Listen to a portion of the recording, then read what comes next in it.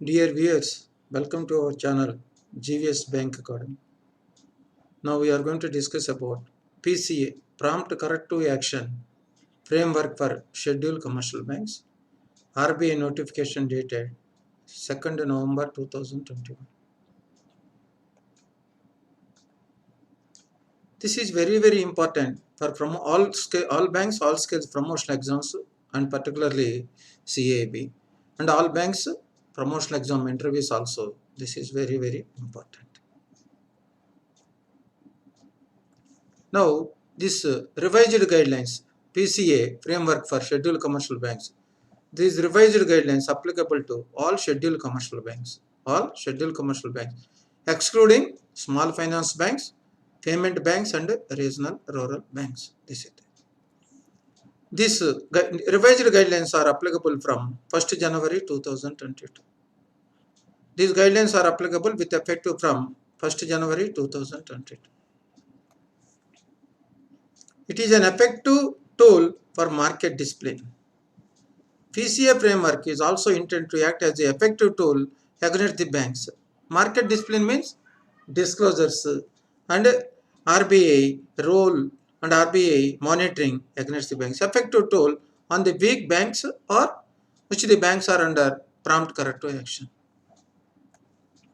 What are the key areas, key points for declaring the bank as PCA, prompt corrective action? Capital, CRAR ratio, CRAR, capital to risk weighted asset, that is called capital. Asset quality, net NPA, gross NPA, minus provision net NPA, and leverage ratio. Leverage ratio will be the key areas for monitoring in the revised framework. So for declaring the bank as PCA, prompt corrective action, one is capital adequacy ratio, another one is net NPA, third one is leverage ratio. Out of the three, two are directly related to Basel II and Basel III frame guidelines. Capital adequacy ratio, leverage ratio, both are related to Basel III. So, this PCA framework, you have to understand a little bit about this Basel III also.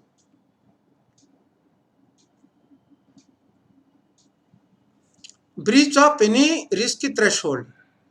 Breach of any out of 3 points, any point risk threshold. Breach means not complied or not followed, not reached that threshold. The bank may comes under PCA. RBI can invoke, can initiate PCA action against. So, this is very good point. Breach of any point, either capital or net NPA or leverage ratio. Anything the bank will go under. This is Common Equity Tier 1 Capital. CET1, Common Equity Tier 1 Capital Ratio. The percentage of Common Equity Tier 1 Capital after regulatory adjustment as per RBI direction to risk weighted. So, Common Equity Tier 1 Capital to total risk weighted assets of the bank. That is one you have to see. CET1, Common Equity Tier 1 Capital divided by total risk weighted assets. You will get this ratio. Net NPA, percentage of net NPA total. Net NPA means gross NPA minus provisions. Provisions, you will get net NPA to total advance of the bank. That is the Tier 1 leverage ratio. Tier 1 capital divided by, that capital exposure means Tier 1 capital of the bank divided by to the exposure method means fund based exposure, non-fund based exposure without risk weighted assets. So leverage ratio is a non-risk weighted assets ratio. CET, CRAR related to capital versus risk weighted assets. Leverage ratio, Tier 1 capital versus banks fund based advances, fund based assets and non-fund based assets which are converted to fund based through using credit conversion factors, but without risk weights of fund based and non-fund based. That is the difference between. Now this is the PCA matrix, prompt corrective action matrix, parameters, indicators. This is the parameter. What is the parameter? Capital. Breach of either CRAR. CRAR means capital to risk weighted assets ratio or Common Equity Tier 1 capital plus CCB, capital conservation buffer. Either total CR, total capital adequacy ratio of the bank and or common equity tier 1 capital and CCB capital consumption. Either this or both also we can. Asset quality. Second parameter is asset quality for declaring the bank. Third quality is the leverage ratio. Capital adequacy ratio is capital to risk weighted assets. Leverage ratio tier 1 capital to non risk based assets. That is the difference between this. Now, what is the indicator? CRAR, capital to risk weighted assets ratio. Minimum CRAR plus CCB. First indicator is minimum CRAR plus CCB. CRAR means capital to risk weighted assets plus capital conservation buffer. As for Basel III, minimum CRAR requirement is 9% plus CCB 2.5% of risk weighted assets. Total 11.5% of risk weighted assets. As of date, CRAR of the commercial banks is 11.5. Common equity tier 1 capital. As for Basel III, common equity tier 1 capital requirement is 5.5% of risk weighted assets plus CCB 2.5% of risk weighted assets. Common equity tier 1 capital plus CCB is 8%. Common equity tier 1 capital 5.5 plus CCB capital conservation buffer 2.5. 5.5 plus 2.5 8% required. Then breach, you will come to this breach. Risk threshold 1, that is you may treat it as stage 1. Now against 11.5, any bank capital up to 9%. 11.5 to 9%. 11.5 up to 250 basis point means 11.5% is the required minus 2.59%. So in between, any bank capital adequacy ratio is 11.5 less than 11.5 and up to 9% of CRAR, capital to risk weighted assets. The bank will attach the risk threshold 1 comes under PCA or common equity tier 1 capital 5.5, CCB 2.5, 8%. 8% is required. Anything 8% up to 1.625%. It means 8 minus up to 1.65%. It will comes under risk threshold 1.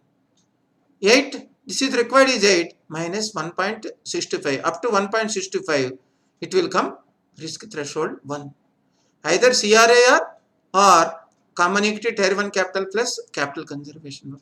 This is 11.5, this is 8%.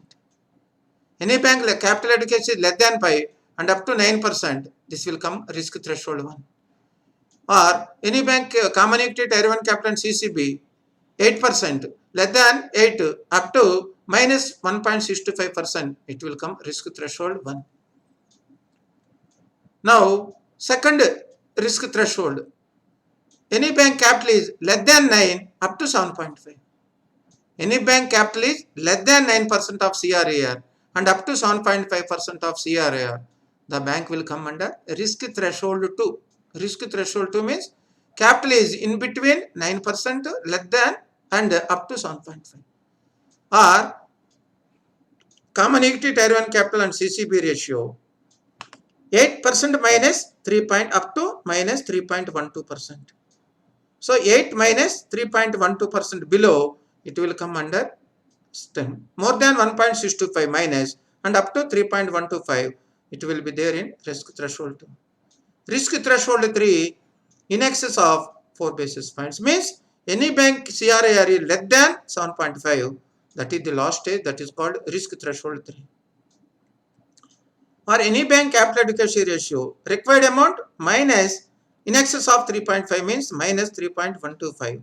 So any bank common equity tier 1 capital and CCB is in excess of 3.12% below the indicator, 8% minus 3.12, it is less than that, the bank will go to risk threshold 3. Why I am telling common equity tier 1 capital 5.5, CCB 2.5, 8% is required under this.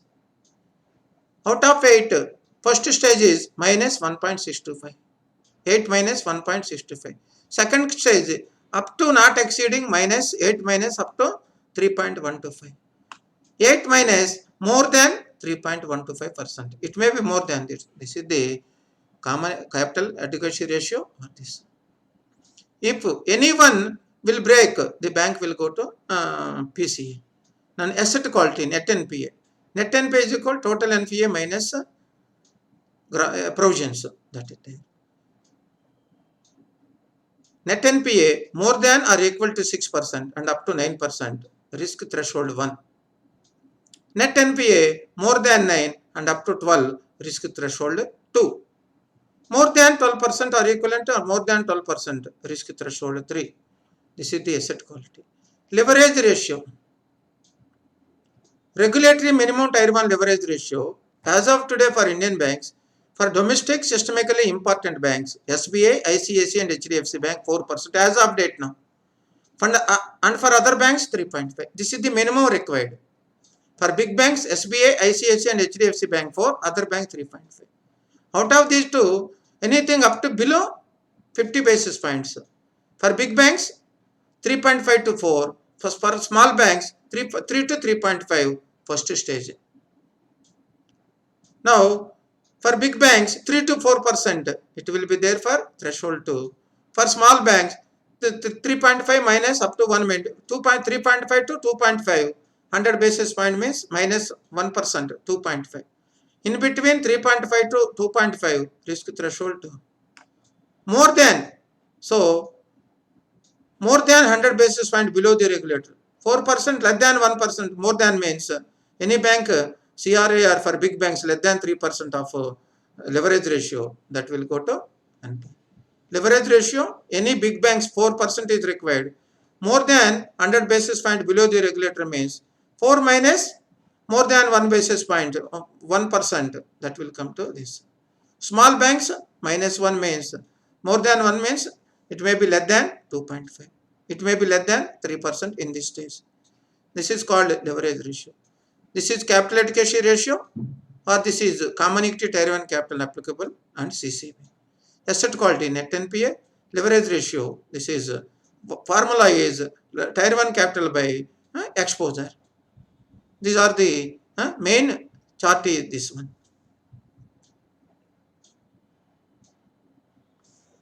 Specifications. Mandatory and discretionary actions against the banks. These are the mandatory actions. These are the discretionary corrective actions by RBI against banks. These are the mandatory actions by RBI against the PCA banks. Any bank is there under risk threshold 1 stage, restriction on payment of dividend. And foreign banks are not allowed to remit profits outside India. That is remittance of profits restriction.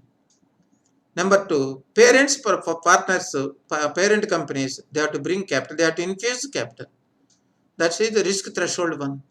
Risk threshold 2, stage 2. In addition to mandatory actions of threshold 1, along with these stage 1 restrictions, banks are not allowed to go for branch expansion, either domestic or overseas also not allowed. This is also mandatory restrictions in risk threshold. Risk threshold 3, third stage.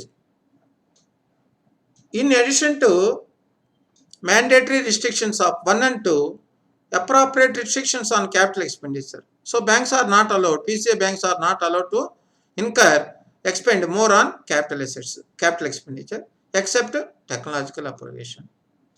That too with the board approval they can purchase. This is about the mandatory actions against PCA banks by RBI.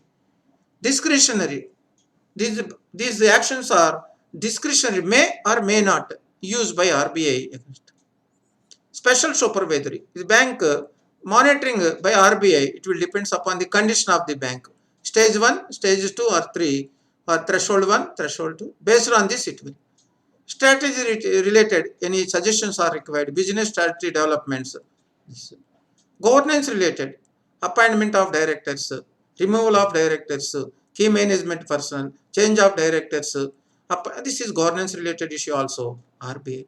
Sometimes RBI may remove the directors also, that is there. Capital related restrictions also. Under this capital related, RBI will give suggestion. Normally, banks are not allowed to finance where risk weight percentage is more, that is also there. Credit risk, at the time of financing, bank has to finance where credit risk is less or risk weight is less, that is there. Under market risk, Banks are not allowed to permit in low rated investments or non-SLR investments. Discretion may or may not. Market risk means related to investments. Normally, non-SLR investments are risky. So, at the time of investment in non-SLR, low risk rated, low credit rating instruments are not allowed.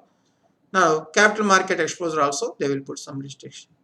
HR related matters also, RBI will give suggestion, changes, method of appointments, change of style of functioning, otherwise examination pattern, promotion pattern, lateral recruitment, that will be suggested by discussion. Profitability related suggestions, actions, and any operations, business related suggestions, discretionary action, RBI will suggest, sometimes it will take any other at the discretion of the RBI. So these are the discretionary, may or may not, but these are mandatory options, actions. These are this. So this is a very important circular for the forthcoming examinations of promotions and interviews for all banks and all skills. Thank you very much, viewers, for extending wholehearted support for our YouTube channel. Thank you very much for all.